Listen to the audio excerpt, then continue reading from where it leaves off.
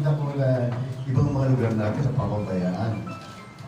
So guys, si Albert Martinez po yan. Yung mga nakatira sa area, hindi masyadong involved sa pagproteksyon ng kanilang environment. Albert Martinez po, nandito Kaya po sa aming seminar ng Parks and Byway sa National Taytay Rizal. Na tayo mismo ang sa ating kapaligiran ang makatulong para proteksyonan ang ating kalikasan. Para sa mga kalikasan, sa kinabukasan natin mga anak. At number 2 ngayon sa kalikasan, yung ecotourism. Pag maayos ang kalikasan natin, magbe-benefit ng ecotourism, kikita yung buong area.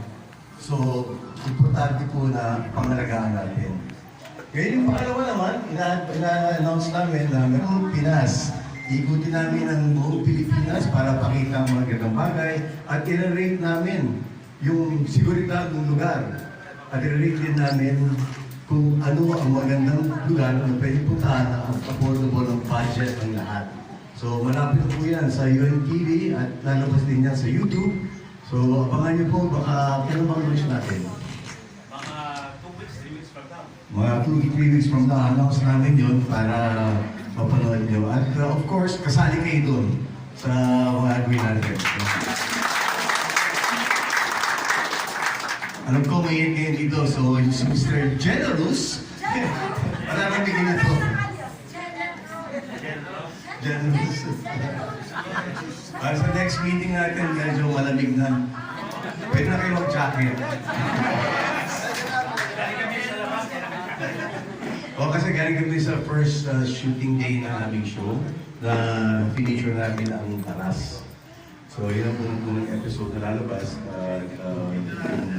Kagandahan ng Rizal at mga bagay na hindi pa nakikita sa Rizal. So maraming salamat at sana supportan niyo kami at kami naman ay 100% support sa inyo.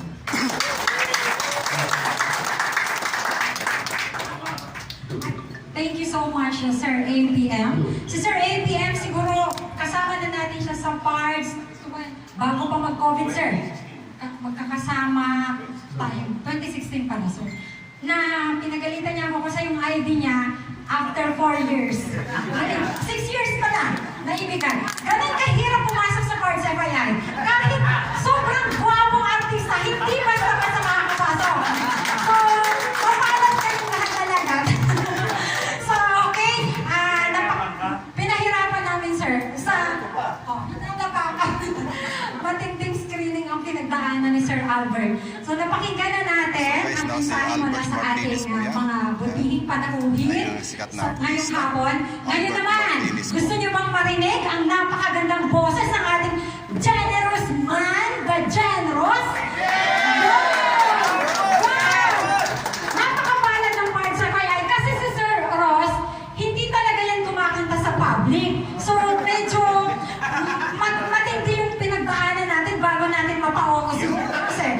Pero dahil mahal niya ang Parts FYI family at ayaw niyang umuwi kayong luhaan, mapapakinggan niyo na ang kanyang napakagandang boses.